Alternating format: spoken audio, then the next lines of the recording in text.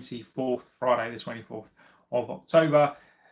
As I always say, this month is going super fast, and I hope we're all doing extremely well. And I hope we're all, as I say, doing well. I haven't been here for a couple of days. I was away with work, so sadly I didn't even have any time to do a show. Basically, yesterday I drove in the storm, which wasn't the most pleasant experience, and kind of out all day. And then by the time I got back late, it's just no time to put a show together. So yesterday I was in the storm. Scott says, "What's good, JB?" I'm extremely well, my friend. Now, again, apologies. There's no way that I could do a show yesterday. I left the house at 5 in the morning. I used some of the FC points. Well done, Scotty. I hope you packed some good players. Now, this is your first time. I've got 3 walkouts. There you go, mate. Well earned, Scott. Well earned. So if it's your first time here, I'll always say this is one of the best communities on this platform. Be respectful to the chat, be respectful to the community. See Scott, it's the magic. It is the magic of the channel. What can I say, my friend? So yeah, if this is your first time here, be respectful to the chat. The chat is one of the best chats communities on the platform. We might not be the biggest, but we certainly are the best. So just feel free to get into it. I'm not a dictator of this chat. I'll give you my opinions, you give me yours, and just because I say something doesn't mean that that's the end of the conversation. It just means that we're just having a conversation. And if sometimes I come back on your opinion, doesn't mean I'm disrespecting your opinion. It basically just means that's what it's about, right? Is that we talk about this stuff. And maybe we can change each other's opinions. Maybe we can't, but that is the beauty of having an opinion. So Palace FTBL was good. Good, my friend. Check out his edit. He's done an edit of Mateta, which he sort of asked. So I did that. So check out that because it's really good. So yeah, guys, get into the chat. Let me know all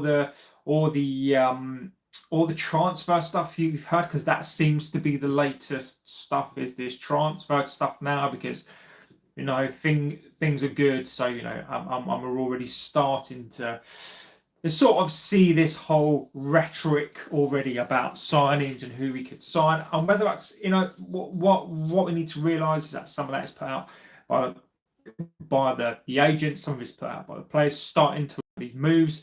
So that's what you're all going to see today. Now, one of the things I slept on, which I missed, and I wanted to go through, just because I do think that we have Scott, and there is a link, and we can go through that as well. We lost 1-0 last night in the Conference League. I saw that. I was a little bit surprised. I was listening to that.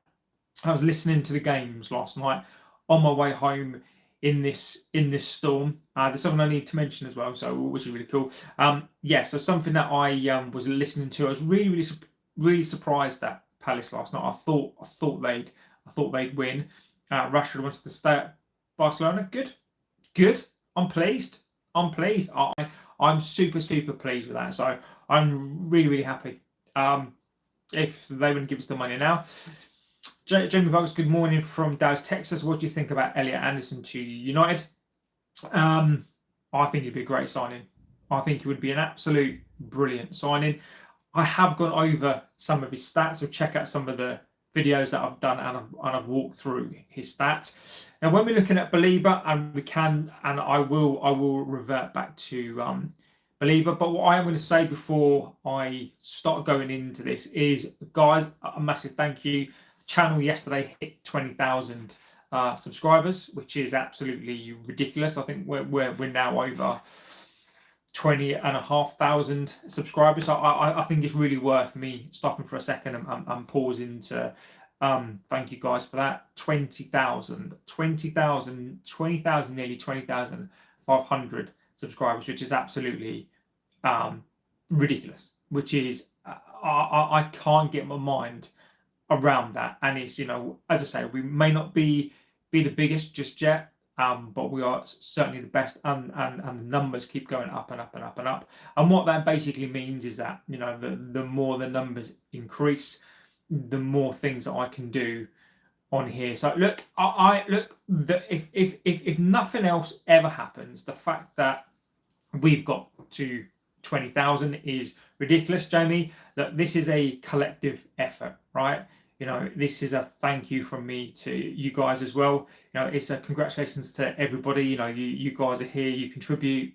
Without you guys, without me interacting with you guys, I mean, this channel doesn't exist. So it is a massive thank you to you guys, because then it just means that the more that the channel grows, it means that I can commit to this, and that means I can definitely do more stuff and better things as well. So and get you guys involved. So there may be opportunities in the future, to come onto shows. I sort of I don't necessarily want to do shows just yet with other people just yet, because I've seen how it's done, and I want to do it in a proper way. I've seen how it's done on some of the smaller channels now, on some of the sort of not lesser channels, but some of the kind of other channels, and I want to do it in a slightly different way, that it's more productive, and it means something as well. So in the future, that's what the plan is. And Jamie, Jamie, you've been a supporter of the channel now for quite some time, and yeah, we are a family here. Kane will join and get rid of that Shesko, and he's too slow and a bad touch. PD, disagree, my friend. I disagree, but look, that's your opinion. We are all about opinions on here, and bring Greenwood back as well. His missus changed him. PD, I suspect PD that you're here for the banter, and you're here for the wind up. I don't think you really think that's true, but if you do, that's your opinion. I can't. I'm not going to come back on that, because that's your opinion. But I suspect that's not really how you truly feel. But look, if it is, it is. Let me go back, Jamie, and I will come on to your he keeps up his good form, and he won't be able to afford a swap deal. Look, should I post a video on Maguire winning player of the week? No, 100% not. Look, I mean, the moment we start celebrating players because they've had a good week, you might as well give them a lollipop because they did well today. Absolutely not. Look, it's up to you, but a player winning a player of the week, what are they, kids? So for me, no, but it's up to you. Lemen's price has gone up by 10 mil, so Mbemo and Cunha has gone up by 8 mil. Interesting. And I will read that. PD says Kane will join and get rid of that Pratt Shesko as these two, and back Greenwood as well. His missus, and he's banging him in France. Not here for one, but he's 24 and has talent and a local lad. I don't want Kane, he's too slow. Try and do it over this season. Player of the week is a participation award. I agree with you. So let me come back on. Let me go back to the Elliot Anderson thing. So let's go through some of that before I get onto the £10 billion that the Glazers could potentially want. So when we've been looking over the last couple of days, weeks, about the different midfielders, and I have gone through the stats, right? And we're looking at a Baleba, we're looking at Anderson. So Gallagher's been mentioned, and we'll go through that as well. So when we are looking at these in midfielders and Wharton as well, Elliot Anderson for me is the guy. Now, obviously basing him on one season, the lag was real then. So Elliot Anderson to me is the one to go for. And when we're looking, and we've looked at stats on Stiller, the Baleba, we've looked at stats on Wharton as well. And what is consistent of the board is while Wharton may be good at some things, he's a very, very specialist player. Anderson never scores. We don't go for Paqueta. Mate, the one thing, PD, that I'll say for you is that your comments are interesting. Interesting. And look, everybody has their opinions, right? But you're coming out with some really, really different opinions. They're not ones that I necessarily agree with, but I think that they are interesting. Now, I'll go back to what PD says. Now, look, I don't want a goal scoring midfield player necessarily. That's what Cunha is there to do. That's what Mason Mount should be doing. That's what Mbeumo should be doing. They should be those number 10s. They should be the goal scoring midfield number 10s. And then maybe you go get an attacking midfielder. But my comeback to that is Paqueta, absolutely not. Anderson is not about scoring. You need, you look at over the last 20 years, what position is the most prized position or the most underrated position? It's the Kante position. It's the Makalele position. If they can chip in with goals, that's great. But what we need more than anything for this system is we don't need a goal scoring midfielder. We need a destroyer. We need a Kante. In this pivot too, we need a high intensity tackling player who's good with progressing the ball, who's decent at passing the ball, but basically breaks up that play. Also, we do need an all-rounder. And Anderson, when you look at the stats and you look at the type of midfielder that we need, and we're looking at Stieler here, we're looking at Belieber, Wharton, etc. Anderson actually encompasses all those stats. And in fact, he's probably better over the majority of those stats than somebody like a Wharton. I mean, Wharton for me, obviously it's a sort of eye test on that as well. But for me with Wharton, I like him, but he's very, very niche. And I don't think we need Wharton. I wouldn't say no to him, but I don't think that we need that player. I think we need a Belieber and an Anderson. I think you could get away with a Stieler and an Anderson. You could probably get away with a Stieler and a Belieber as well. So what I mean is that Anderson is very, very good at the majority of things that we need. Now, he's very good at all of those things. I'd argue over Stieler, Belieber, and Wharton. He's the better of those three. The Belieber thing, so he's better. He's the best tackler of the ball. Anderson is not necessarily as good, but his attributes are better than everyone else's. So what I would do is, for me, I think I would like two. So you could go for a Belieber, which for me would still be my guy, because I just think we need that high intensity tackling player. If you're going to offer me Anderson and you could tell me we're guaranteed to get Anderson, I would go for him first. I just think overall he's that type of player that we need. And then maybe a Stieler as well. So I think that Anderson, is the one. Get another question. Do I think that we could get him? I don't think so.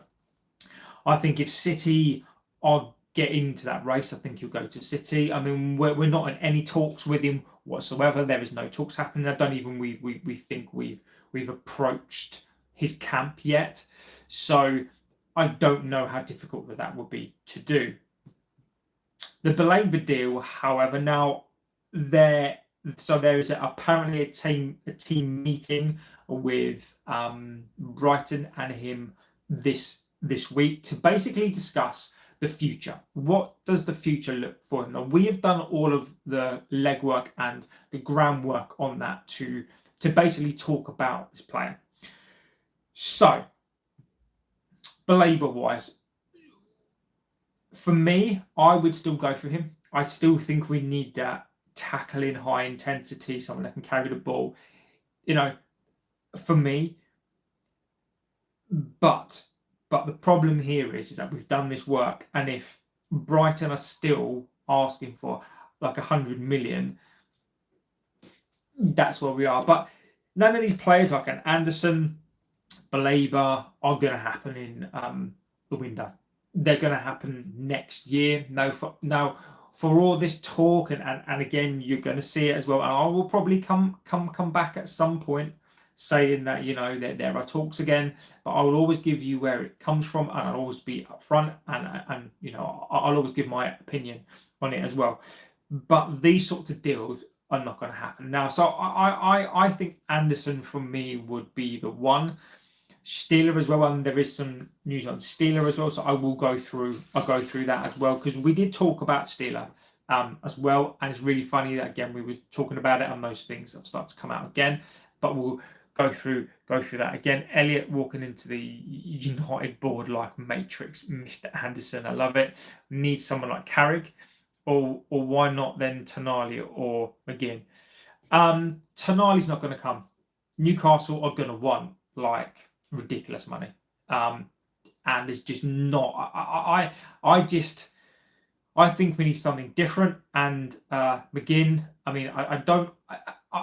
Are you living back in 2020? McGinn 100% not. I mean, Ferguson, was Fergie or Moyes or somebody was talking about McGinn? Absolutely not. I don't know what we do with McGinn. Like, what are we? You know, McGinn wise, I mean, if we're looking at him, who are we? Are we destined to be a mid-table team? And some of you may argue yes, but if we are looking to progress, John McGinn is not the signing that is going to progress you. Is he better, you could argue, than maybe Casemiro? I don't know. I've not seen enough of McGinn, but McGinn now is not the John McGinn of like when he came through. So not for me.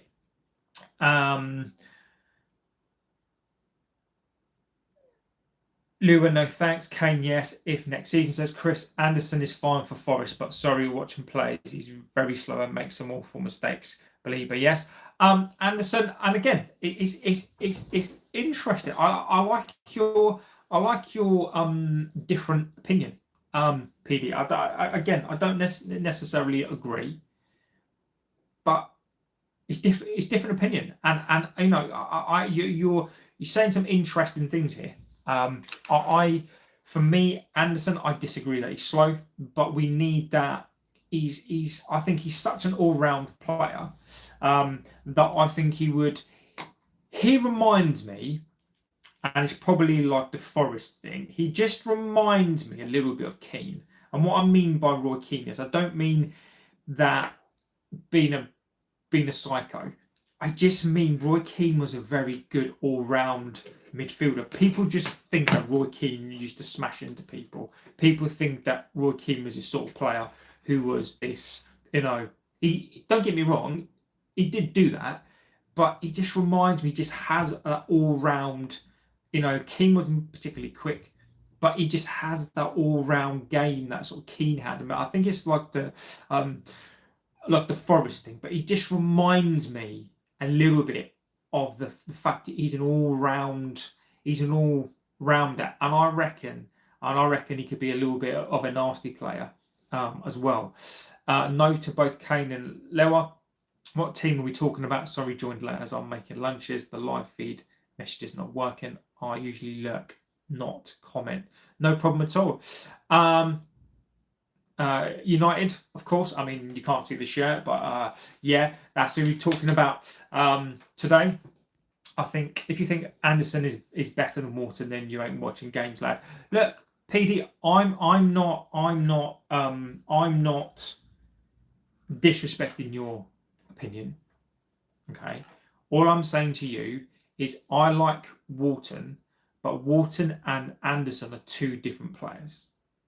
Two different players. Wharton brings you something, and again, I'm not necessarily a stats guy, right? But I do use stats as a. It's interesting by comparison. Wharton and Anderson are two different sorts of players. Wharton is very niche, and if you don't think that Wharton is very niche, then I question whether you watch football. Wharton is not a high tackler. That's not his game. I wouldn't even say Wharton's an all-round player. Wharton is very, very good at getting that ball, progressing with that ball, and setting teams on their way. He's not a He's not a high tackling interceptor destroyer of that ball. Now, I'm not suggesting that Anderson is that, but what I am suggesting is that Anderson can do what Wharton does, can do what Belieber does, not as good as that, can do what Steeler does, and is all round better. So I then will question you if you think that Anderson and Moore are the same type of player, then you clearly don't watch the game because they're different sorts of players. And I think that Anderson is better. I think, and this is just my opinion, I think that Wharton is slightly overrated. I like what he does. I think he's a very, very good player, but I think that Wharton is more limited. I think he's a very specialist in what he does. I would prefer Anderson as an all-round option. Letitia says Belieber all the way. I do agree. Lera is so washed. I agree. From Egypt says hi. Peter K over here is doing my head in. Chris Blade, don't even bother trying to buy from Newcastle. Exactly. Too would be a good job as well. I agree with you, Scott. I like him. I really, really, really like Too. I thought we should have got him. And I'm 5'6" of the way, isn't okay. Good afternoon to you. Was not a fan. The Glazers don't want much. So what do they want in blood next? And we'll go through that as well because it does feed into what I'm saying. Maybe 15 million bid from McGinn in Jan. Not for me. Not for me. Not for me. I mean, where do we draw the line? Danny B, big up, Danny B. Not for me. I mean, let me see how old McGinn is now. Let me have a look. Let's see how old he is.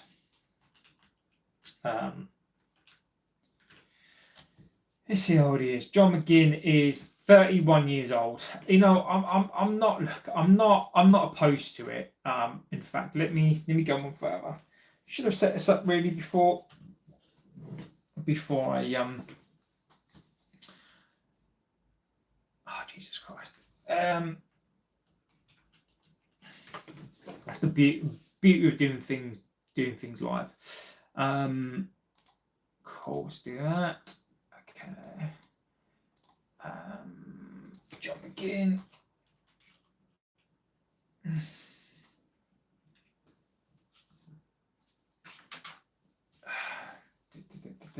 Just going to see if I can find a couple of stats on him, on John McGinn. See if he's worth, because I have to confess, I don't necessarily.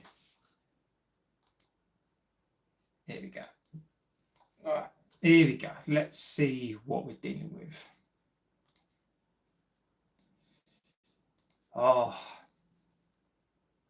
so you've put me on a tangent now. Stupid. Anyway, that's not working. But 31-year-old John McGinn. I mean, look, a couple of years ago, yes. But right now, for me, I'm just. Do we? I would much rather go and loan us Gallagher, and there is some news in that which we can talk about that as well. So Gallagher. So where are we? So Gallagher has played a load of games this season, but he's only actually started two games. Now, bearing in mind there's a World Cup coming up, and there are reports coming out that Conor Gallagher is not happy with his playing time, right? So there's a World Cup. Now, again, we've gone through some of his stats, and whilst I think he'll do a job.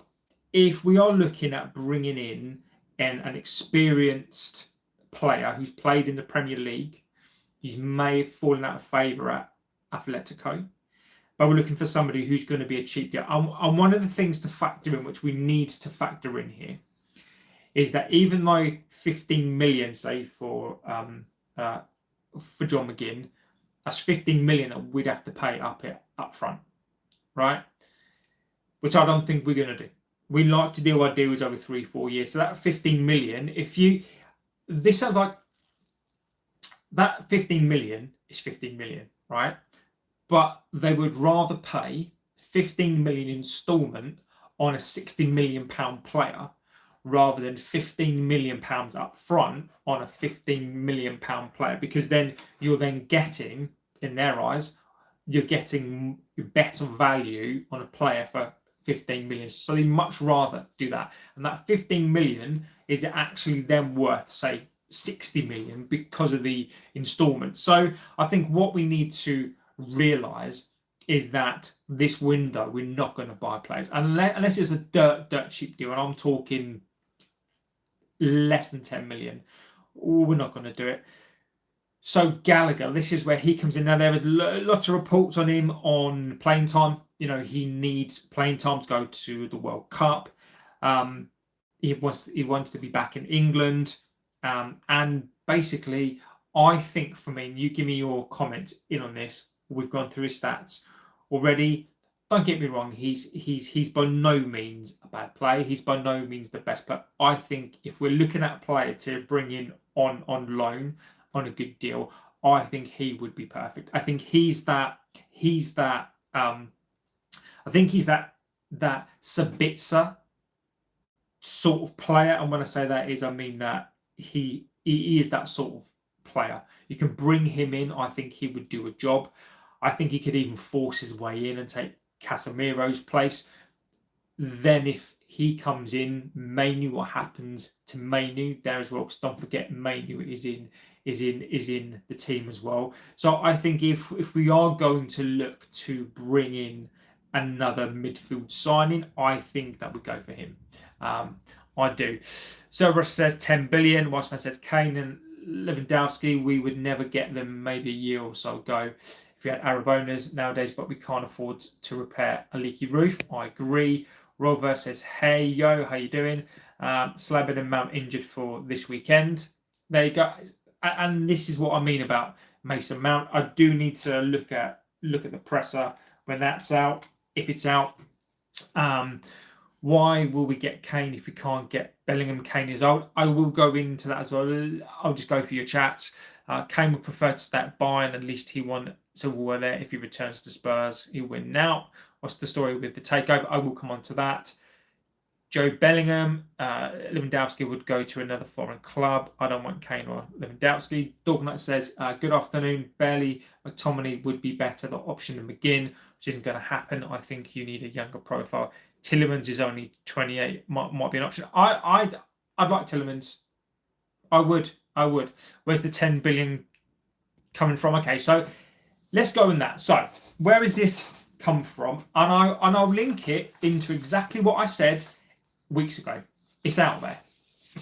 And I will link it because I think that there could be some truth in this. So this has come from Dan Plumley on the Football Insider. So Dan Plumley is a financial football expert, right? So he's gone on and he's talking basically about what he thinks. Okay, so what he thinks about the potential sale, and this is what he's sort of had to say on it. So he says, I think it's unlikely. It will play out. So he says, I think it's unlikely. Will it be how it's played out when Radcliffe came in and we saw how that played out, right? A big bid from Qatar, and we were led to believe it was a takeover, and it wasn't at the price that the Glazers wanted. They were after a higher amount for their exit, which is certainly more than 5 billion. There's rumours they want 10 billion in the future to exit. And I'll tell you why, what I spoke about. The Glazers, the video is there. With football clubs, though, they say this all the time that they're really for sale. If the right offer comes in, then people will listen. Okay, so those are just the sort of highlights of it. Now, this is a guy who's apparently an industry expert. Check him out; he's out there. So why even bring this into the show? Because I think he's right. And over the last couple of weeks, I think it was 2 weeks ago, there's a video that I did talking about basically the Glazers, right? So it's all gone quiet, right? So there's an investment consortium and it's all gone quiet. Now we're led to believe that the Glazers want £5.2 billion, okay? Which again, I think is true. But the fundamental key to all this is, and I've said there are a couple of options here, is number one, freight line. And this is such a key point to this. Freightline are a company who basically, as they say, they've got freight, right? And there's freight lines and there's trains that go through there, and they own that land, and that is their land. Now they want £400 million for that. I don't blame them. Okay, the land is worth 50 million, but in a capitalist market, you can name your price. Now, what the Glazers are trying to do, and bear this in mind, the Glazers want £5 billion for something that's worth 2. They're trying to leverage and use Zirkzee to basically kick and scream to get what they want and force a mandatory sale of that land off of those. So if they can get a compulsory sale order, so which basically means the government will come along, take their land and pay them what that land is worth.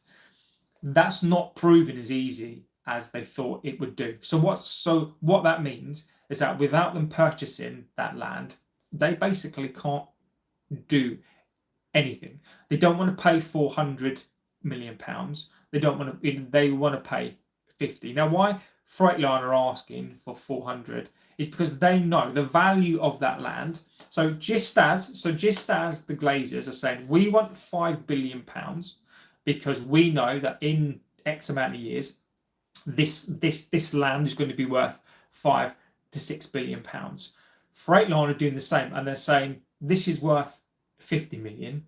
We know in 5 or 6 years' time, when everything is built, this land that's ours is going to be worth 5 or 6 times more. So they want the money now. So which is doing exactly what the Glazers are doing now. The Glazers don't want to pay this. And why this is a relevant point, and why I think this stands around to be true, is because there are 2 or 3 options here. Is number one, do the Glazers actually want to spend the time to buy out Freightline, to then stick around for best part of 5-6 years, find investment, to find somebody, because they're not going to do it. They're not going to fund the stadium. They don't have the money. They do, but they're not going to put their money in their pocket to build it and then stay around then for another 10 years to make back the money, or to make the money that they want. Alternatively, they're going to stay around because UAE is going to fund them. And again, this is starting to come out as well. And we spoke about this, and this is my own personal opinion, is that the Glazers want a UAE to basically back them. They're going to do a triple threat deal where you could end up with a situation whereby it is a basically equal ownership, in excluding the private share like holders. They've got their controlling stake, but Glazers, UAE, and Zirkzee basically owning this kind of same amount of shares, whereas the UAE will come in, they'll build the stadium, they'll pay off the debt, they'll do the infrastructure stuff, and for those of you who are just like, oh, they're not going to buy the debt, they'll buy the debt and they'll make money on that debt. Or there's this option.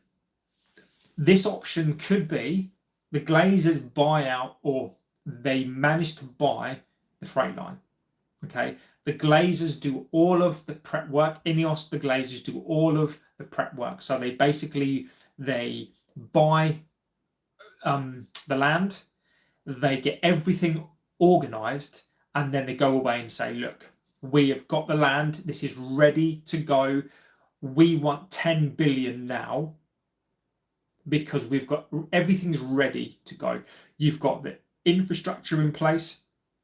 This is why Sir Jim Carrington-wise, this is why he's updating his asset. This is why he's spending a little bit of money on making the team a bit better. You know, protecting your asset, lining everything up to go. If you give us £10 billion now, this is yours, because over X amount of time, you know, you're going to make 30 billion, right? And I think it's as high as 10 billion? Probably not, because don't forget, anybody coming in would have to basically clear the debt, would have to buy, you know, would then have to develop the stadium, would have to develop the land. So that investment for them would probably be £12 billion. And we have mentioned this on here, that the cost, the initial cost, you are looking upwards of £8 billion. And there's a video that I've done as to basically tell you why Sir Jim cannot buy this club, because of those sorts of money involved. So I do think the Glazers are looking, and as an option, I do think the Glazers would be offering this club out at around that. I think if they get the freight line deal, which is not done just yet, if they buy them out and they've got that land, there's nothing that stops them. There's nothing in their way. The only thing that stops the Glazers from doing this is investment. So I think there are lots of legs on this. I really do. I think that one of the options could be, and this is why potentially as well, it's gone quiet again. A consortium have come in and gone, what is it that you want to buy this club? And if they've gone £8 billion, then this is why they've gone quiet. So I think there is something happening. I think that it's worth keeping an eye on all these sorts of different people's opinions, because these guys are close to the ground. These guys know their stuff, and I think when you piece it together, you can actually come to conclusions. I don't think that there's anything set yet. I don't think the Glazers are necessarily set to stay. I think the Glazers would sell their nan for £1. So this club is up for sale, but it's at what price? And I think that this is what's happening now. Is I think there are three options again. I think there is number one, the Glazers will get investment from somewhere, and they will stay here. They'll stay here for decades. They will do what they do, make billions of pounds. The debt will stay. Or option two is that UAE will come in, and instead of buying the club, they will basically fund it. They'll buy the stadium, they'll own the stadium. They may even own the land around, or some of that land as well, because they'll build houses. There's 17,000 homes planned to be built on there as well. So they'll make billions out of that. They'll buy the debt, they'll make money on that debt as well. So that's an option. Or basically option three is that they do sell. Okay, there's four options. Option three is that they sell the club. They can't get permission to plan, or that doesn't happen, so they sell the club for £4 to £5 billion. Or option four, which I think is probably the one that they would like the most, is that they manage to get permission, they buy the land, and then they sell the club north of £8 billion, £8 to £10 billion. So I think, just watch, because there is something going 100%, and I suspect that, because I have seen this, that their reports are they've got their way and they're going just about to go and buy that land. And I suspect a consortium have come in and going, we'll give you money. What are we talking? Around 5? And they've gone, no, let's start at 10. Let's see what you're saying. What's 10 billion incoming? I don't know that Old Trafford had the money tree planted outside. Dortmund said, I think with Messi signing a 3 years extension, like Lewandowski will rock up to him in that period. How do we know the new owners would be better than the Glazers? Miss Life, we do not know. CR7 says hi. don't understand the hype of Manu. He seems like a luxury type of player. Like Berbatov, he lacks the engine and long passing range. New owners would put their own money in the club and not use it as debt. Saudi pro clubs are rolling in money and they can afford any player. I don't see the Glazers leaving. The reason why they are afraid clubs one day will be able to sell their own games in the world and club value will skyrocket. Interesting on that one, actually, because I don't know if you saw, but basically La Liga and Serie A were basically trying to sell their games.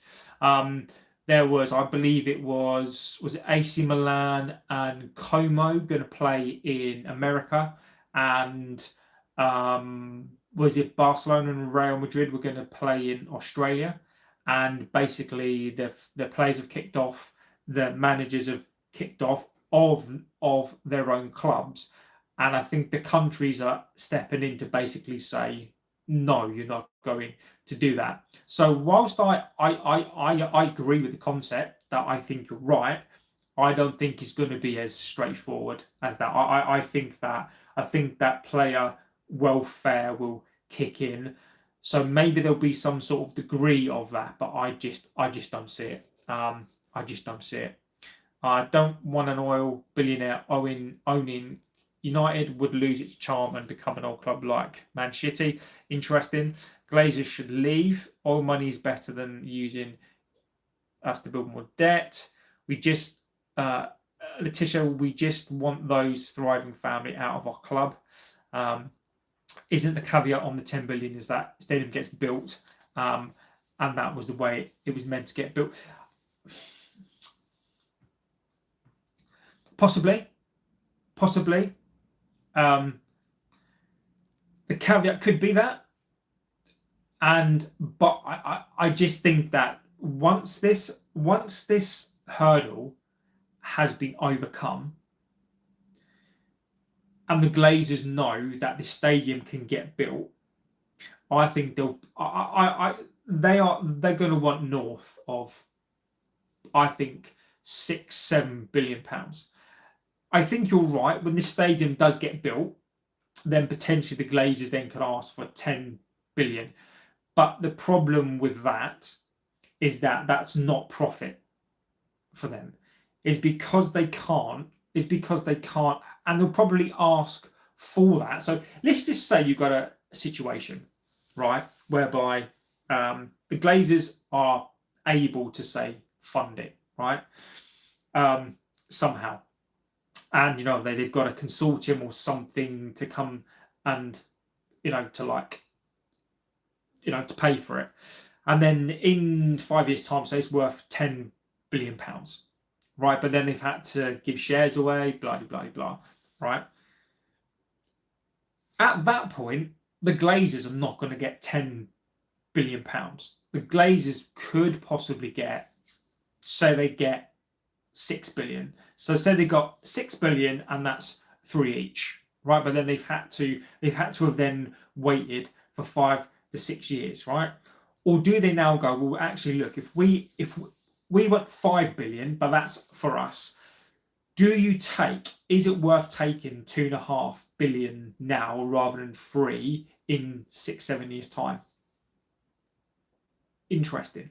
But I do think, though, you're right. But just think, in 6-7 years time, that 10 billion is going to be worth more than 10 billion. Then it's going to be worth more than that. It's going to be worth 15 billion, I reckon.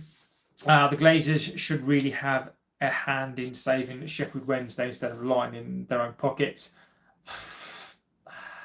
I don't see the Glazers getting a shipping firm. I really hope not, but they can, and they are trying to invoke a compulsory sale order. That is exactly what they're trying to do. They're trying to basically get the government to make them sell, and which they can do. Scott says even if they get their foot in the door, UAE, it would be worth a pint. They can't go on like this. I agree. Option 1, fund the robbing twats. Option 2, UAE buy the club. 3, they go in a 3-way ownership of the club. Exactly. Option 4, shake money. just sell Zirkzee. I will come on to that as well. I wonder where Diego Leon is. He's just not good enough right now. Wasp fan says money grabbers, and Nicholas said, "Did I read that right? The Glazers want 10 billion." So, Nicarucci, just to catch you up on that, there is a football expert, David Plumley, and basically what he's saying is that in the future, and what I mean is that, let's just say you get a situation whereby the Glazers manage to buy freight line land, and then they manage to get investment, or they manage to basically manage. They're going to be able to basically build the stadium, build the flats. At that point, they are going to be asking. They are going to be asking for around £8 billion, because they know that then once somebody owns that for £8 billion, in 10 years it's going to be worth twice that. So what the Glazers are doing now is they basically want to make money off of people's backs. They're going to want to make their money up front now. Do I think it's as high as 10 now? No. Do I think it'll be as high as 10 when the stadium is possibly built and all those houses are built and all the retail park is there? Yes, because don't forget this.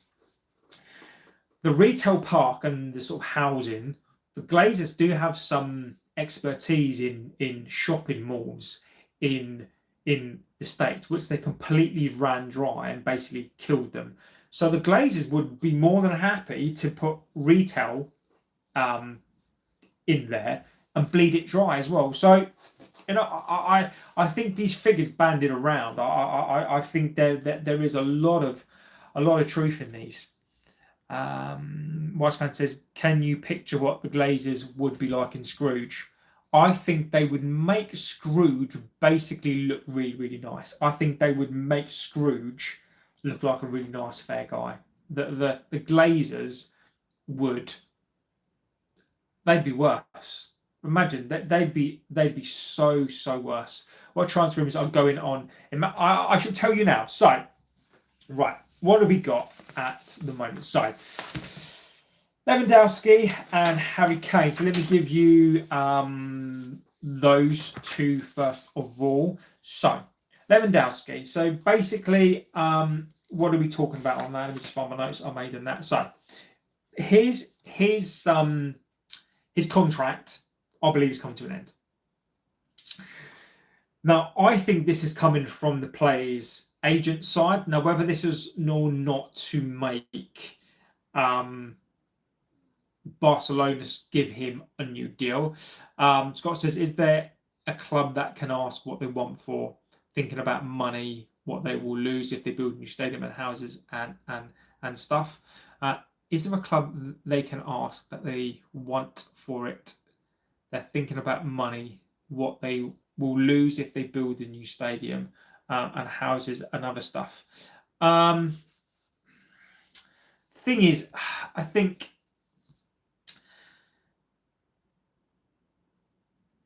I don't know, mate. I mean, the Glazers are always going to have something up their sleeve. The Glazers would let this team play in a car park if it meant that they could save themselves £1 or £2. I don't know, mate. You could afford both players on a FIFA game, but not in real life. Exactly. Josh Moon says, "Some people need to go back to school and learn how to structure their sentences." Josh, people talk in different ways, mate. It is what it is. I look. We all talk in different ways. We all write things in different ways, my friend. None of us are perfect, Josh. So, Lewandowski. So where are we in regards to that? So I think this is typical of a player coming to the end of his contract. I don't necessarily think that he wants to go to America just yet. I don't think he's going to get the money that he wants. I do think he's offering a big payday. Sorry, I think he wants another payday. Now, is there any coincidence that he's been linked to United? Now, if you look at, we've got history for it. We've got Lewandowski. We've had Zlatan, Cavani. We had Igalo, Falcao. So, is there a wonder? Is there maybe a reason why that we're being linked to him? Is it just link talk? Is it the agent hoping that we're gonna snap him up, knowing that we possibly do need another striker? Now, I'm not totally opposed to it. Let me know if you are. I'm not opposed to it, and if it was Lewandowski at a decent price, and I'm talking, we're talking. I know he's gonna want north of 250k. At that price, it's a no from me. I would take him on the proviso that he comes in and he's gonna be second to Šeško. Irrespective of what people think, that people have an opinion on Šeško, people have an opinion, okay, but for me, Šeško is number one right now, and he should be treated as number one. Lewandowski at 37, coming into the Premier League, I think he's got some stuff to offer. But if he accepts that he's a bit part player and the money's right, I would take him. I think I think standards would increase. Greedy kids, they are, John. I would bring him in on the basis that his wages could, if they were lowered, I would bring him in for that. I think that the appeal for Lewandowski, for me, is the experience that he could bring the other strikers like OB. Imagine OB learning from one of the best strikers ever. Imagine Šeško learning from him. So Šeško would absolutely respect him, but there would have to be provisos on it that Lewandowski is not here to start. Whether he can fight a start, then that's a different story. But he would be coming in basically to steady a ship, to basically bring up standards, and I think he would. And to teach the striker. So on that basis, I'd be happy, and if the money's right. But if Lewandowski is hoping that we're the club of old and we're prepared to go and shell out 250k on a 37-year-old striker who's never played in the Premier League, it's not for me. It's not for me. So, Kane. So let's go with Kane. So this is coming from Jacobs Ben on X. So Ben, who's always on the United stand on TalkSport and that sort of stuff. He's of the opinion, and this has come from him, is that Harry Kane could be open to a move back to the Premier League. Now, John, you say that Kane is too slow for our play. I don't disagree, but I've watched Kane play in the last couple of games. My God, that man is he's unbelievable. I mean, obviously the Bundesliga, but Champions League. I mean, Kane is. I would take him, but. So according to Ben, and this is just his opinion, is that it could be a situation whereby if Harry Kane, for example, was to win a league again, win a German Cup, win the Champions League, that to him that might be fine, because don't forget, Harry Kane wants to come back to the Premier League and try to become the all-time scorer, and that is hang on. Oh, United have done something. We have completed the sign, apparently. Oh, crap. Right. Remind me not to do that whilst I'm live. So, Harry Kane. So there is a consideration that Harry Kane does want to come back to the Premier League. Now, there is a clause in his contract as well, don't forget, that gets activated in the January window. I think is roughly about £45 million that you can have a pre-contract with him now and get him for that price. So I guess my initial question here: what's wrong, JB, tomorrow? I don't know. I don't know tomorrow. I'm not sure. Yeah, I will let you guys know tomorrow. I don't know if I'm going to do one tomorrow. So Kane, look, I don't disagree that Kane would stay abroad to win more trophies, but I think Kane really wants the record. I do. So whether or not he comes here, but I think that I think United would like to do that deal. But then there's all sorts of questions then that's got to be asked about Šeško. Šeško's here. Would you bring in a Harry Kane? Let's just say United get into the Champions League again. Would you bring in Kane at that point? Is Šeško enough? So I do think there is some substance in this. Would I sign him? I don't know. Would I sign him? I don't know. I think that's a big question. For me, if the price was right and we got to the Champions League, then I think as an opportunity, and seeing the way that Harry Kane is playing now, I would look at that. I would do. Now, considering that Lewandowski's 37, whilst Kane will be 33, 34, I think he's still got 3 years left in him. So I think that as an option, I would definitely be prepared to take a look at that.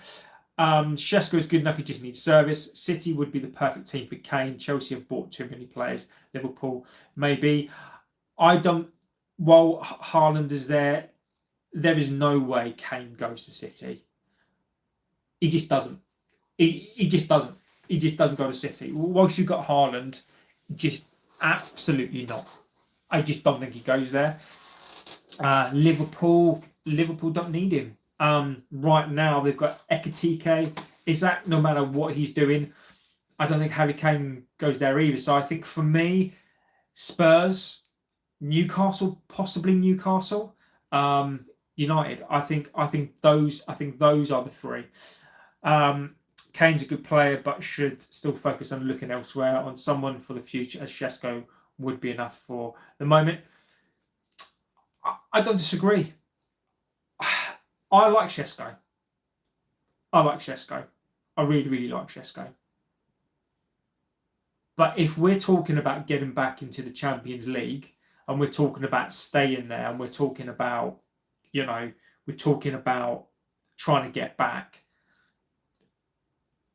as much as I believe in Šeško for the future, I still think we need another striker now. So I wouldn't part. If I knew Harry Kane was going to be this Harry Kane for the next 2-3 years, I'd sign him for 50 million. I would. I think you get a player who would raise standards instantaneously. I think that my biggest problem with Harry Kane is his age. Can he come back to the Premier League and do what he's done at 34 years old? So that for me would be the caveat to this, is that there would be a risk. We've said we want Šeško, we've gone for Šeško. I do feel we need another experienced striker. Lewandowski, no. I would only bring him in, only bring him in if the price was right. And when I say the price is right, I'm talking about 100 grand, 120k. And he knows he's coming in as the backup striker, which is not going to happen. And Harry Kane may be one of those signings that, he may decide to stay in the Bundesliga. But if there is an opportunity to sign him at a good price, I think I may look at that. You want a backup striker, you go for Tony or Mateta. I think Tony would be a good backup for this season. Mateta, for me, is not a backup striker just yet. I think Mateta's first striker all over him. I don't think he'll come in as a backup striker. Would I like him as a striker? Hell yes. Scott, I think if we get into the Champions League and we're talking about having an additional striker, Mateta, I think he'd be perfect. I think he'd be a great signing. I know this probably won't happen, but I would like to see Kane win in the Champions League and win the World Cup, as he won't win the Premier League, possibly the FA Cup. Anything's possible. I think Champions League, they've got a good shout in that, so I think that you will see that. Do I think do I think Harry will win a World Cup? I don't know. He could do. But I think if he comes back to the Premier League, his sole focus will be the goal record. And I think it's where will he go for that. He won't go to Arsenal because he just won't. City's an interesting one, but whilst Haaland is still there, he's not. If Haaland goes or Haaland gets injured, I think Kane would go there. But unless any of those two things happen, I don't think he's going to go there. Liverpool don't need him, but if Isak flops, then maybe there's an opportunity, but I don't think that's going to happen in terms of I don't think they're going to admit that. So the only other places are Newcastle, which I think he'd play every week, but Waltmaid is there and he's great. Spurs need a striker. United have a striker, and the question then would be, would he get in over Šeško? So it's probably pointing to either Spurs or stay in the Bundesliga. I would have Kane instead of Højlund. I agree. Alvarez from Atletico would be a good sign. It depends on the type of player you're after. So, Jackie, I think Alvarez is a fantastic player. We had an opportunity to sign him. Ranić suggested him. I think when they signed him and City signed him, they signed him for 17 million. Ranić suggested him. We basically couldn't be bothered to go and sign him. Alvarez is a great player. Alvarez he's up there. When we're talking about Alvarez, for me, is in those eras like where you get your Lewandowskis and then you get your Falcaos.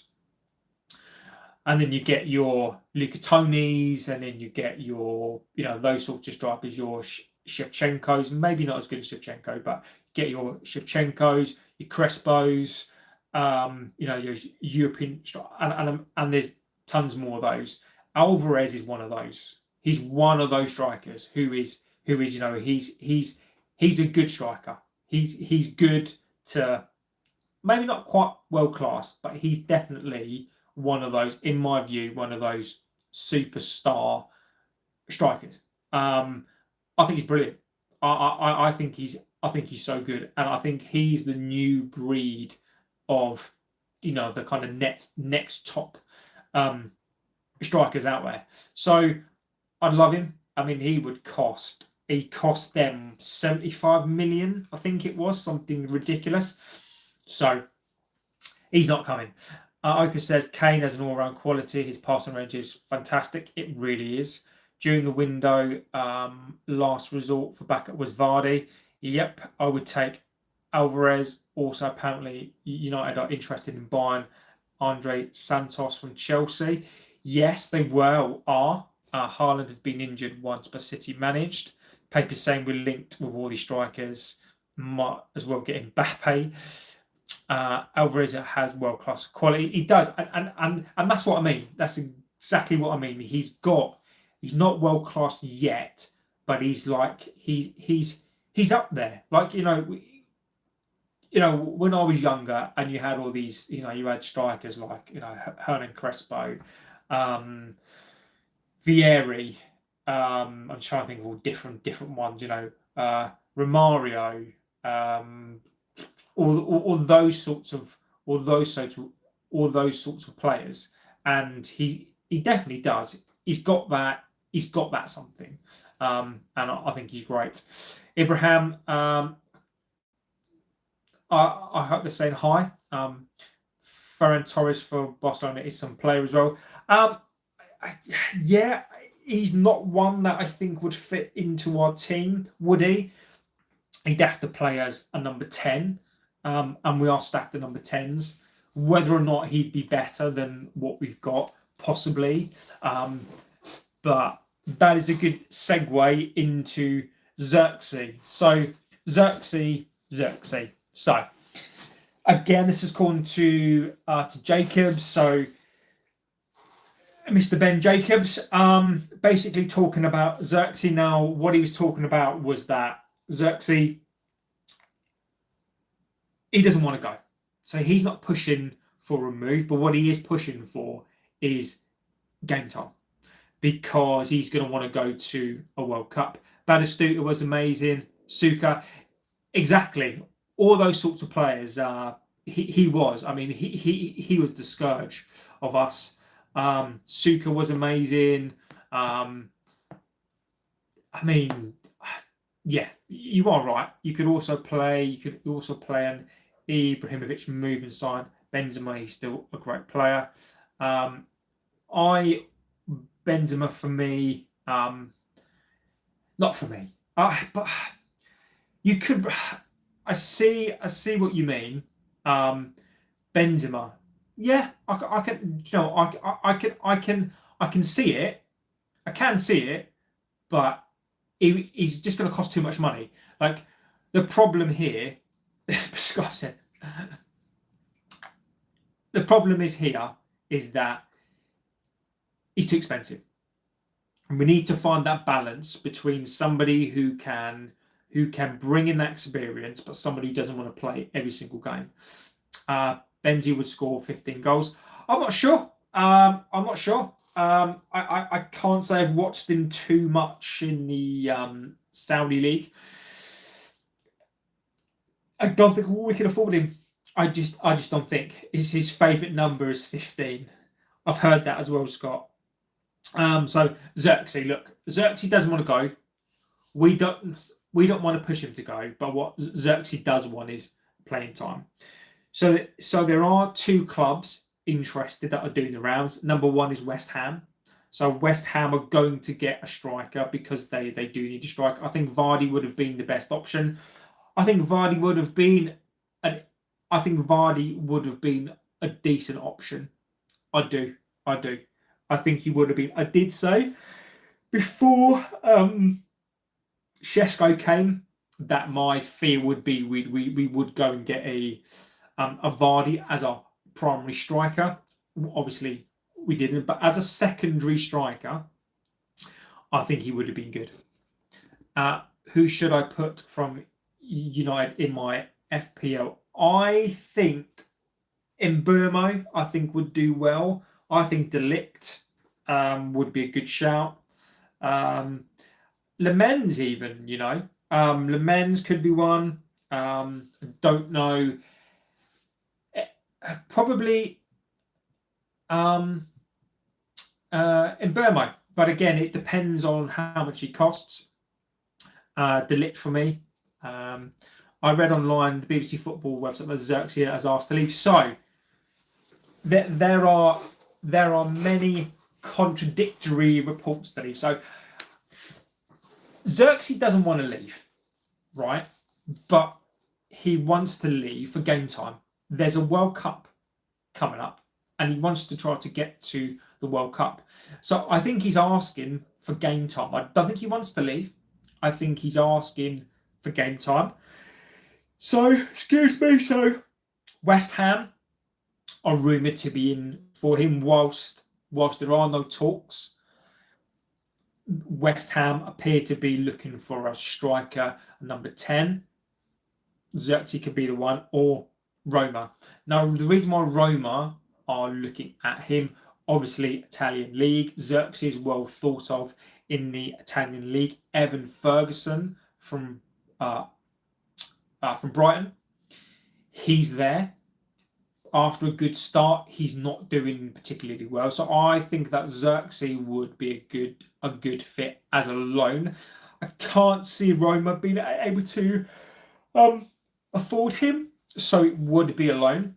Now, my thing here is that the AFCON's coming up. So the AFCON is coming up. So I would, and as Scott has just said today, Mason Mount is injured again. So Mason Mount is out and injured again. I think Zirkzee will get his chance. I do. I think Zirkzee will get his chance. I would like Zirkzee to stay. I completely understand why Zirkzee would want to go. But the double caveat to that could be then is that if Mason Mount is injured and Mbeumo goes, right, then that frees up a number 10 position, right? Who's going to play in that number 10 position? Fernandes. Who should be getting the opportunity? Mainu. So we could have a situation whereby actually either one of Mainu or Zirkzee doesn't play. I think Mason Mount, for me, this is why I said at the start of the season, I discount Mason Mount a bit because he's always injured. You can't build a team around him. You can't plan for him. So I think Amrin needs to make a decision very, very quickly and gamble. I think potentially one of Zirkzee or Mainu could go on loan. If Zirkzee is not going to be played, let him go on loan. But then the problem with that is when the AFCON comes up and these players then go, we're then left with a gaping hole. Particularly if Mason Mount is injured, you've got a plan for his injury. Then that leaves us with Bruno Fernandes in the 10. Mainu could play in the 8, and then the only midfield cover is Ugarte. So this is where we need to start to really plan, and this is what I think that we will dip into the market to get a free midfield signing. TJ says for Jan we need to concentrate on the midfield. If we can get some players in, that is also considering if Mainu will push for an exit. What United should have done was put a buyback clause into McTominay's contract when he left. I agree with you, but I don't think he'd come back. I don't think he would. I just don't think he'd come back now. You know, he scored 2 goals in. He scored 2 goals in the Champions League. He wouldn't come back anyway. Michael says hi. United guy, if we get Champions League football, then bring back Mr. Champions League. Bring Zirkzee to AC Milan for the right price. I think if Zirkzee's not going to play, let him go. Let him go. Let Zirkzee go.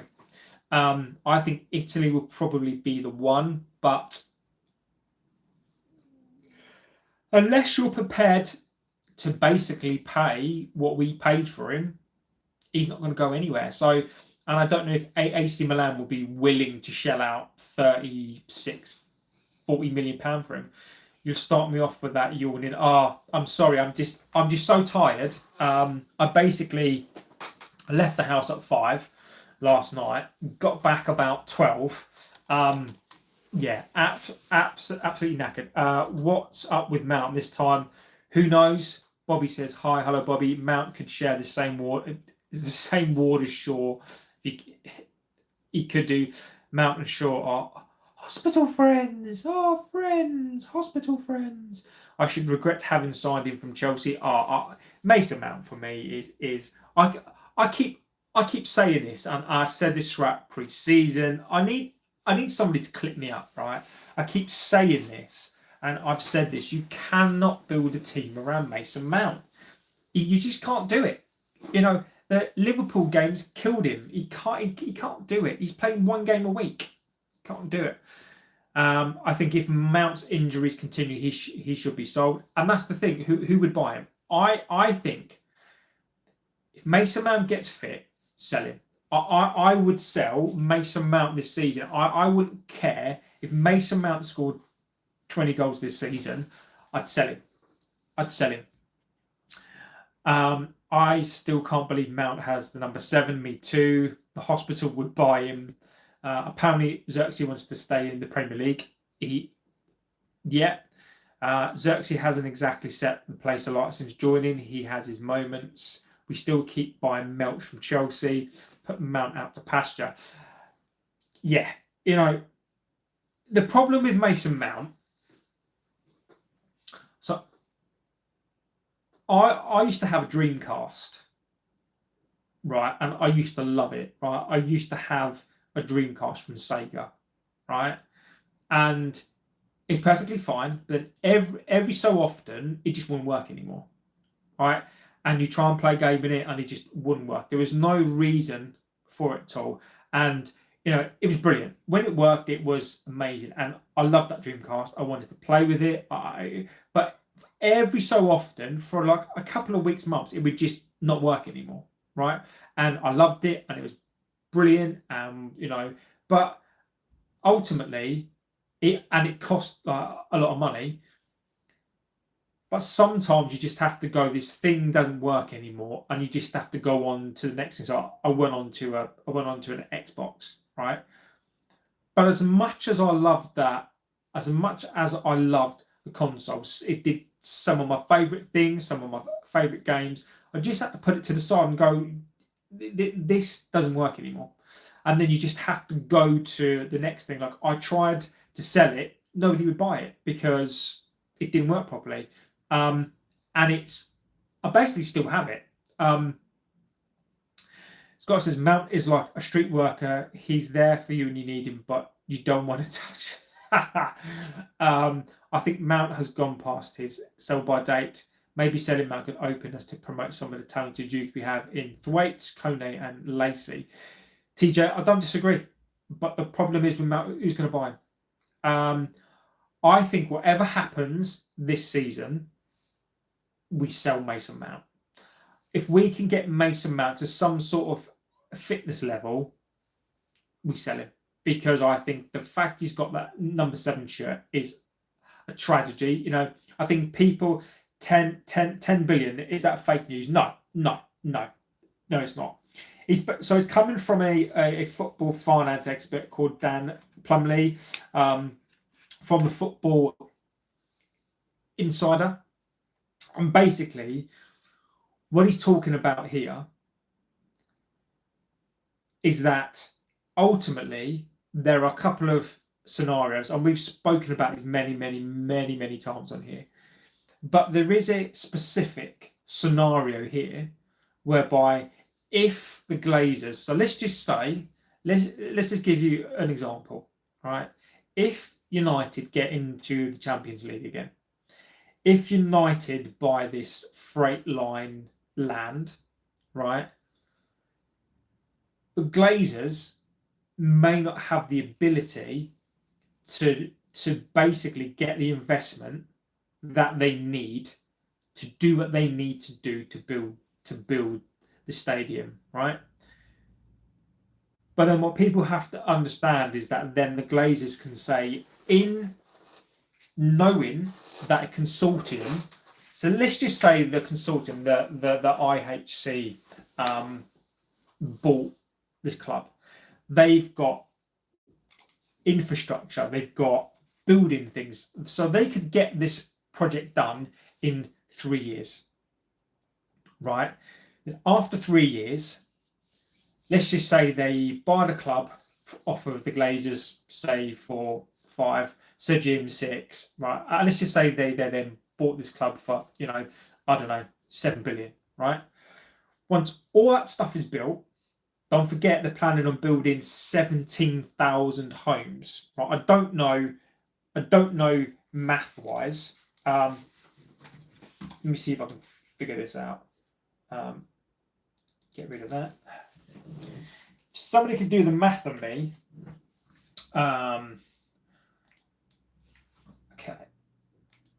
let's do that.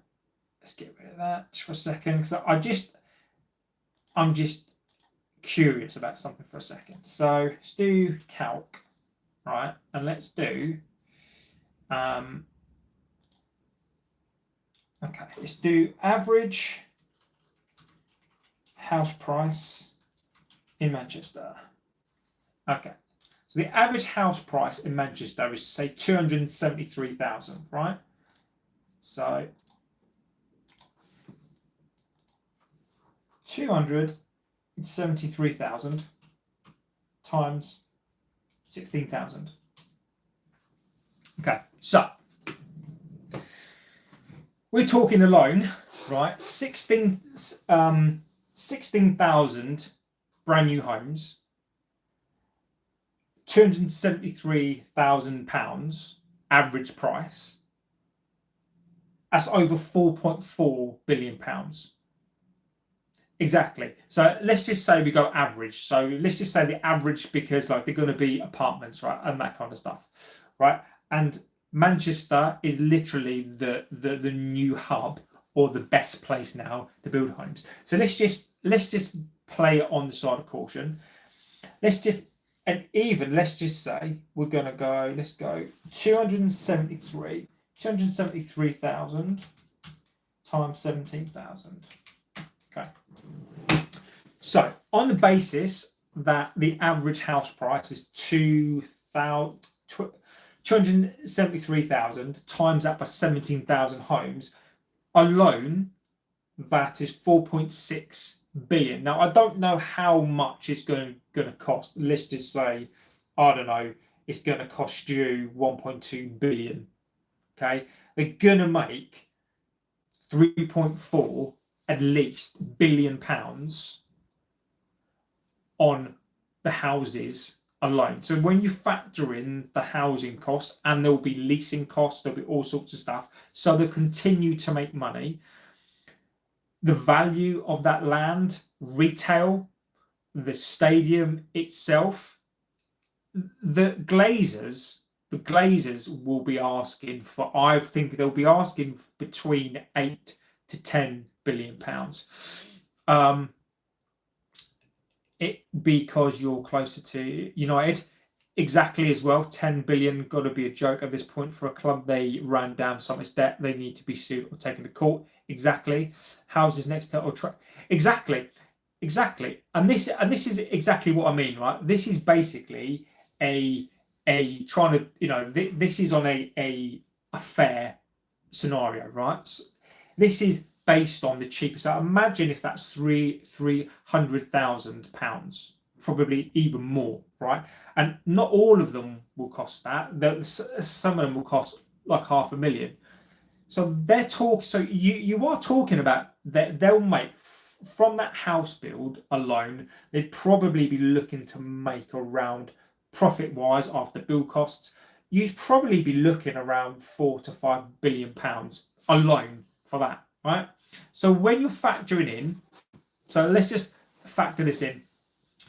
If, for example, they say they're going to buy the club for 5 billion, buy out Sir Jim for his price, buy out the debt, right? You could be talking around about 8 billion pounds. The moment that this is built, you're going to get 5 billion pounds for the home. The land around it, retail, is going to make you £2 billion a year, 7, right?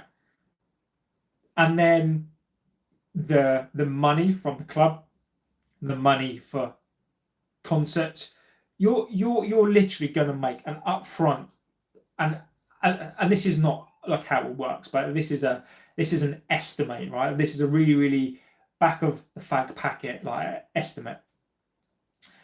They could instantaneously probably make around 6 billion, and then continually, annually, probably make 2 billion a year, maybe 1.5 to 2 billion pound a year. And if they're there, say, for, I don't know, 20 years, that's 20 billion pounds. So this is why the Glazers absolutely know they want their money up front. So even though the Glazers will not have built anything, they've plunged this club into debt. They don't put a penny of their own cash in. It will probably be the best business investment ever, or at least in any sort of sports team. And these are the numbers that we're talking about. This is why everything's gone quiet, and this is why it's so difficult to negotiate, because you are negotiating with people who want their cake and eat it. No, even to the point where they want a valuation of this club at the moment is worth £2 billion. Say they want £6 billion, so they've not put a penny of their own money into this club. The club is worth £2 billion, and let's just say they want 6. The freight line that they're trying to buy are doing the same thing. Their land is worth 50. They want 400 million because they know in 5 years' time what that land will be worth. But the Glazers are like, no. We only want to pay you 50. And these are the people that we're trying to deal with. Mount was always like Wiltshire, getting cropped. Depends where in Manchester exactly it will be, because you're close to United. House next to Old Trafford will be like 300k because of the location. That's old built houses. New ones will be 350 plus. Will cost about 1.6 billion to build them. Exactly. Who's buying the land? Well, the Glazers. Who's going to buy the land? Ineos. I live 40 minutes from Old Trafford. The houses around there are like 185 to 2k, depending on the build. I don't get why they can sue them. I don't get why they can sue them 1 to 200 million and we can't sue the club. This is why you get Sir Jim involved. Is because what you've got to understand is that it's not fair. How it works is if the government or people who want assets want your assets, they can get them. Now, depending on who you are, your influence, let me give you an example. So the government can, if they want something for, let's just say your house is in the way of building a train line, or your house is in the way of something the government wants to build, they can force you to sell your house. There's nothing that you can do. The reason why they can do it is because that's what's enshrined in law. This is why the government get the rap that they do. This is why law is not worth the paper that it's on. There are things that governments can do in the name of the country that can get them what they want. So, and this is why Sir Jim, this is why the Glazers hired Sir Jim, because there's a reason why he's a Sir, is because of the influences that Sir Jim does have and what it is that they're trying to do. So watch this space. In a capitalist society, if something is worth X, it's only as valuable as what somebody is willing to pay for it, right? So if you've got, I don't know, if you've got a car and it could be worth £250,000, but nobody's prepared to pay that, and you've got to sell the car, well then at that point it's only worth as much as that, right? But with this land, obviously the Glazers want the land. Freightline know this, and hence that's why they're trying to get the most amount of money for it. But the Glazers basically are just trying to steal it. So why couldn't the government do that to our club? Because again, that's something completely different. Because that's something completely different. It's a privately owned asset. Now, you could argue that Chelsea, that's what happened to them, and there was a forced sale. But unless the Glazers are in some sort of criminal activity, which means the government could seize all of their assets, it's privately owned. So there's not a lot that the government can do unless the Glazers are breaking some sort of laws, or unless they're doing something criminal, or they're linked with a can't remember what the term's called, but when there's a country that you're like a sanctioned country, unless you're linked with any of those, the government can't do anything about that because you're a legal company behaving in that way. So the government can't. Now, if, for example, Old Trafford stood in the way of, I don't know, it's something that the government wanted to build, then they could argue that. But, and don't forget, and this is all alleged in case I get sued, there are going to be people allegedly who will get kickbacks on this. They will get contracts, and it creates jobs, it creates all sorts of stuff, and there'll be people out of this who make millions and millions of pounds. So this will happen. In my opinion, this will happen unless somebody comes in and buys the club. This will happen. This will happen. So watch this space. So I think it may not be the next couple of days, it may not be the next couple of weeks, but we will see something. Something I think is gonna, and I think Scott has said this many times on here as well, is that something will happen. I just don't know when. So guys, I'm gonna leave you. An hour and a half has been really good. I did miss coming on to do the show yesterday. I will be back tonight. I haven't decided whether I'm going to do a watch along tomorrow. Tomorrow's one of those weekends where I don't know. If not, I will watch the game, and then I will come back and I will do a reaction on it. I will watch the game, but I will come back and do a reaction on that. I will let you guys know in the community tab. 20,000. We hit 20,000 subscribers, which is unbelievable. It's crazy. I just, and it's all thanks to you guys. It's just unreal. So who knows what can happen with this channel. So we'll just say in the future. So guys, have a good rest of your afternoon, morning, evening, whatever you are in the world. I will be back tonight at some point. Again, it'll be your late show. Feel free to bring some stuff in. If anything breaks, I'll bring that into the show. But tonight's show is all about you guys bringing your theories, questions, whatever it is, and we can go through the topics and talk about it as a community.